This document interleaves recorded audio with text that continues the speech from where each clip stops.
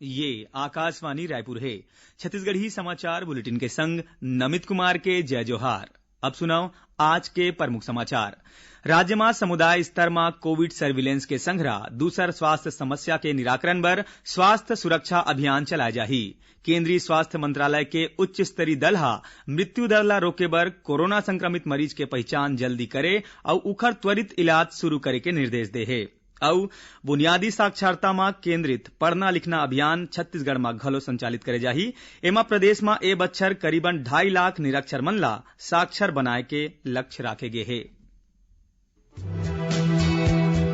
सुनो एक जरूरी संदेश। कोविड महामारी के खिलाफ देश एकजुट होके लड़त है। आपो मन हमर संग सुरक्षा और बचाव के 3 सरल जरूरी उपाय के संकल्प लेवो। पहली उपाय, जब भी घर ले बाहर निकलो मास्क जरूर लगावो। दूसरा उपाय, लोगन ले 2 गज के सुरक्षित दूरी रखना ही जरूरी। तीसरा उपाय, अपन हाथ घेरी बेरी साबुन और पानी ले बने असन धोवो। ये 3 आसान उपाय अपना के आप मन कोरोना ला हरा सकत हो।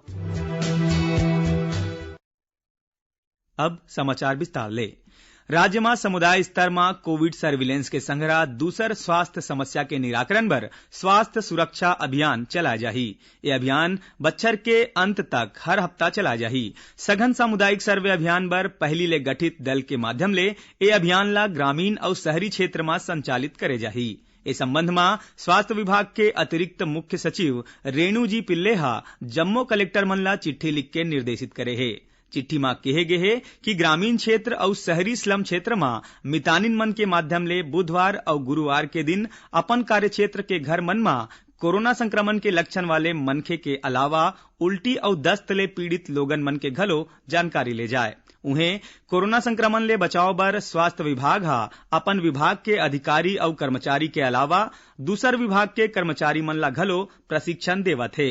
इस संबंध में पाछू 21 और 22 अक्टूबर के वीडियो कॉन्फ्रेंसिंग के माध्यम ले राज्य स्तरीय प्रशिक्षण के आयोजन करेगिस। उन्हें आज विधानसभा सचिवालय के अधिकारी और कर्मचारी मन ला प्रशिक्षण देगिस। यही बीच पूर्व अंतर्राष्ट्रीय मुक्केबाज खिलाड़ी और अर्जुन पुरस्कार ले सम्मानित राजेंद्र प्रसाद हा लोगन मन ले कोरोना ले बचाव बर जरूरी सावधानी बरते के अपील करे है। आकाशवाणी के सभी श्रोताओं को मेरा नमस्कार, जय जोहार।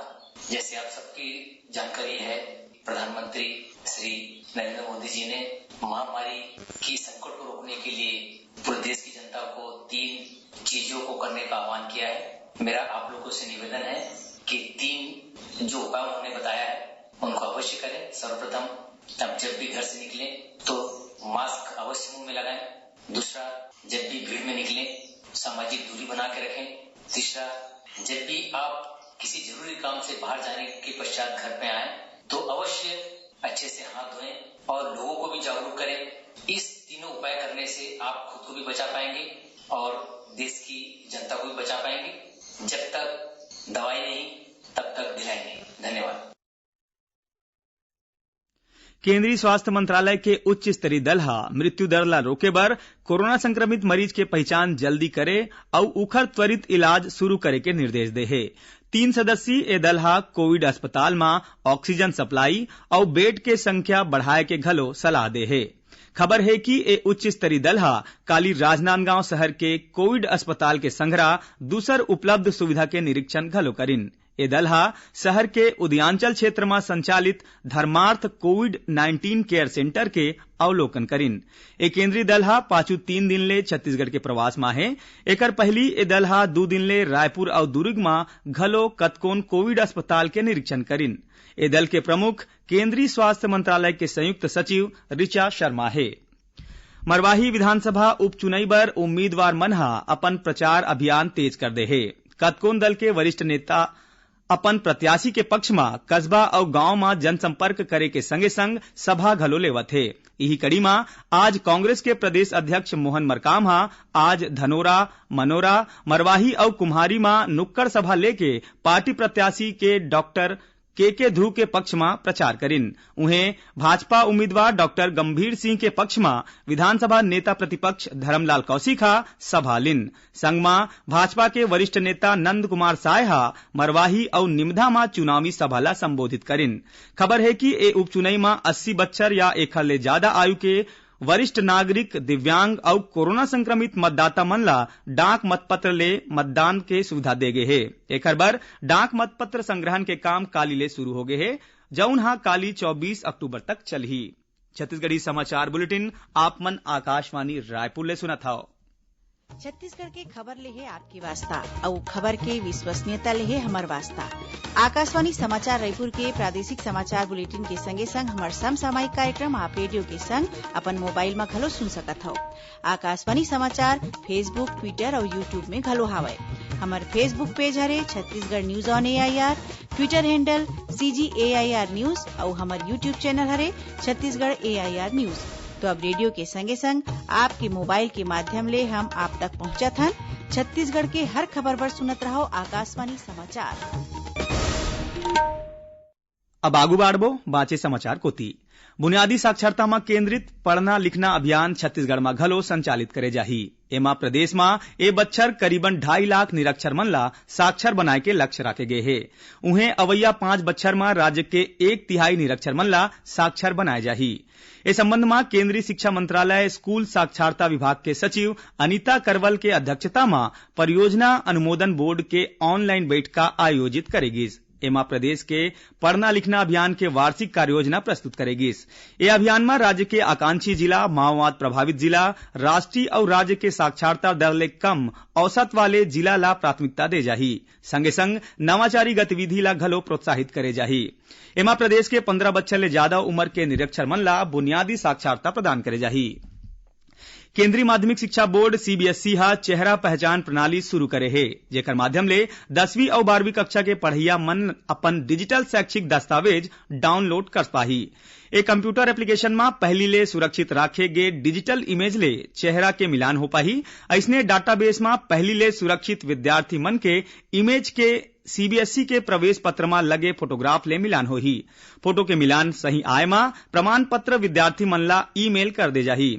डिजिटल शैक्षिक रिकॉर्ड ले जम्मो दस्तावेज और प्रमाण पत्र के मिले ले देश के संगरा विदेशी विद्यार्थी मन ला कतकोन फायदा मिलही।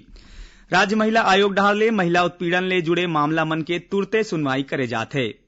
दुर्ग जिला में महिला आयोग हा 2 दिन में महिला मन ले संबंधित करीबन 55 मामला के सुनवाई करे हे। राजनांदगांव जिला में घलो महिला उत्पीड़न के मामला में सरलग सुनवाई होथे। ए बारे में आयोग के अध्यक्ष डॉक्टर किरणमयी नायक हा बताइन कि ज्यादातर मामला घरेलू हिंसा, पारिवारिक विवाद और संपत्ति के झगड़ा ले जुड़े हे। काली महाअष्टमी है। ए बेरा में प्रदेश के कतकोन देवी मंदिर, शक्तिपीठ और पूजा पंडाल में कोरोना संक्रमण के दिशा निर्देश के पालन करत विशेष हवन पूजन और महाआरती करे जाही। मुख्यमंत्री भूपेश बघेल हा प्रदेशवासी मन ला दुर्गाष्टमी और महानवमी के शुभकामना दे हे। ए बेरा में श्री बघेल हा मां दुर्गा ले प्रदेशवासी मन के सुख समृद्धि और खुशहाली बर प्रार्थना करे हे। अपन शुभकामना संदेश में ओमन कहे हे कि शक्ति के पर्व हमन ला सिखाते कि नारी के सम्मान हमर परंपरा और संस्कृति के हिस्सा होय के संगरा हमर मानवीय मूल्य के हिस्सा हरय। ए मूल्य ला अक्षुण्ण बनाए रखना हम सब के महती जिम्मेदारी है। राज्यपाल अनुसुईया उइके आज राजनांदगांव जिला के डोंगरगढ़ में स्थित मां बमलेश्वरी देवी के दर्शन करिन। ए बेरा में ओमन देवी माले प्रदेश के खुशहाली और कोरोना संक्रमण ले मुक्ति के कामना करिन। यही बीच डोंगरगढ़ ला केंद्र सरकार के प्रसाद योजना में शामिल करे जाए ले पर्यटन मंत्री ताम्रध्वज साहू हा एला छत्तीसगढ़ बर उपलब्धि बताइन। ओमन किहिन की एखर ले राज्य के पर्यटन ला विश्व स्तर में अलग पहचान मिलही।